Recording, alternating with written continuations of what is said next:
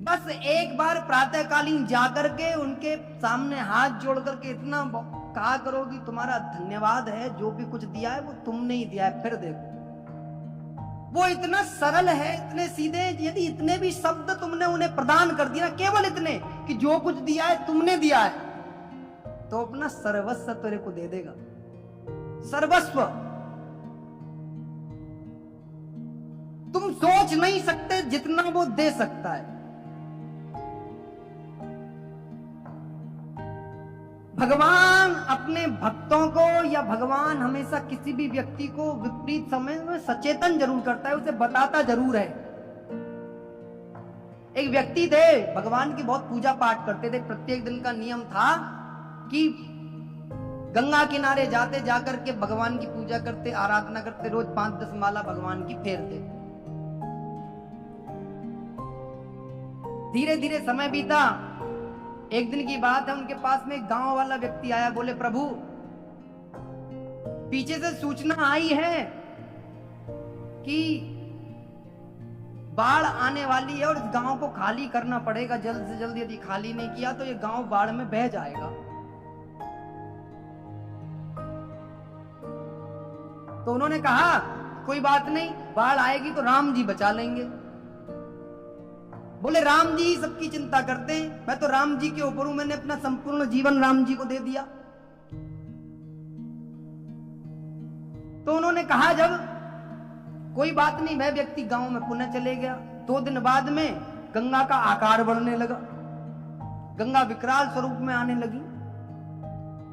फिर किसी ने कहा कि भैया एक काम करो, कुछ नाव कर लेते हैं, अभी जल कम है, पल्ली पार चले जाते हैं। क्योंकि पल्ली पार जल कम रहेगा, इस ओर ज्यादा रहेगा, यह गांव बह जाएगा, गांव में जल का वेग इस ओर ज्यादा रहेगा। तो सब अपनी अपनी नाव ला करके अपना अपना सामान नाव में रखने लगे। सब नाव से चढ़ करके सब जाने लगे, पूरा गांव खाली होने लगा। लेकिन भक्त ना जाए। एक व्यक्ति आया, आकर के बोला कि प्रभु सब चले गए हैं, ये अंतिम नाव है।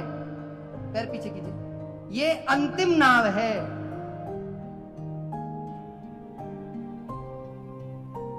आप इसमें कृपा करके बैठ जाइए।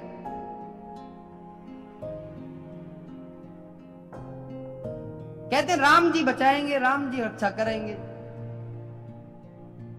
अब भैया गंगा जी आई, गंगा जी के वेग में भक्त भैया बह गए और भक्त निबट गए। भगवान जी के पास में पहुंचे तो बोले, भगवान जी तुम तो बड़े बुरे हो, हमने तो तुम्हारे चक्कर में दुनिया भर की मालाएं जप ली, दुनिया भर की साधना कर ली, तुम पर इतना भरोसा किया कि इस अंतिम समय तक भी हमने यही सोचा अपने मन में कि राम जी आएंगे, राम जी बचाएंगे। तो भगवान कहते, मैं आया नहीं था क्या, तुझे नजर नहीं आया था? बोले, आप मेरे को नजर ही नहीं आए, कहीं भी नहीं आए आप तो।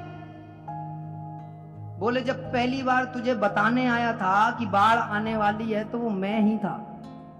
दूसरी बार मैं फिर तेरे पास में आया, तुझसे बोला कि भैया जल का वेग बढ़ेगा, नाव लेकर के नाव में बैठ जाओ।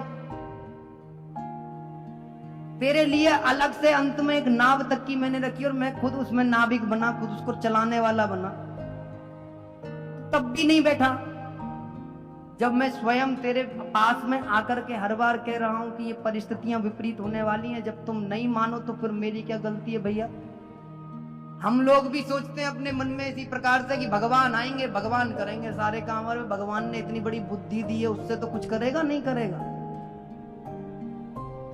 अच्छा, मानव कई बार इतना सोचता है कि सब कुछ भगवान करेंगे, ये तो तय है करना तो भगवान को ही है।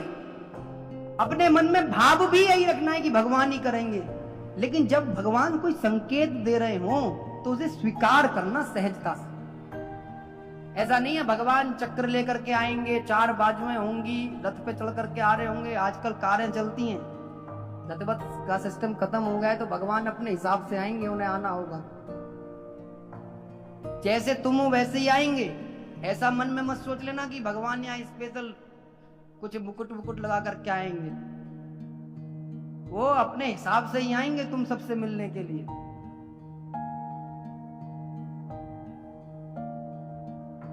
इस सृष्टि को बनाने वाले भगवान ही हैं, चलाने वाले भी भगवान हैं।